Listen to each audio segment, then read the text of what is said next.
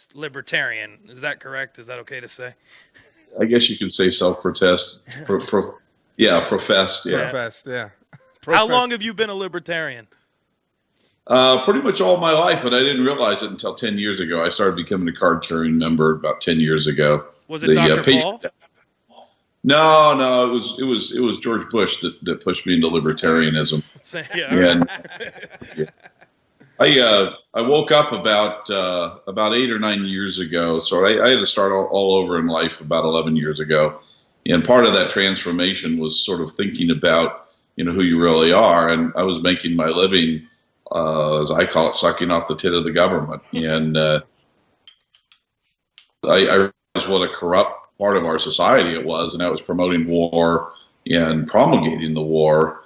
And I know that, you're talking to a guy who used to vote for Reagan and the Republicans pretty regularly.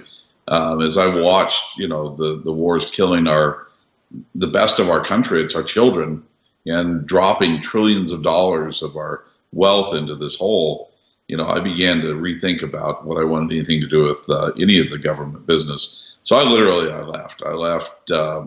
I had a very successful consulting firm that I closed down. I didn't want anything to do more with the government.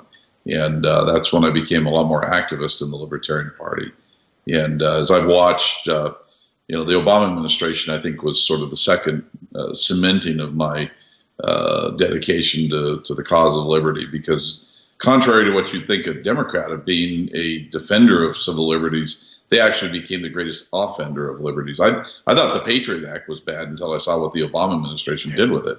And we're watching that, whether or not you like Trump or not, this whole business of the FBI and what they've done to our system and used the spying against us, all of us. It's shameful. Also, I mean, this second Red Scare, I mean, it's pretty absurd. Yeah. I mean, we talk about it frequently. I mean, we always wind up going into. I mean, it's so frustrating. I mean, even right now as we speak, there's people pursuing a Russian collusion narrative, which makes no sense, especially being as enlightened as we are to understand that a man named Seth Rich had actually released, because he was a Bernie Sanders supporter, and released that information and then died mysteriously. You know what I mean?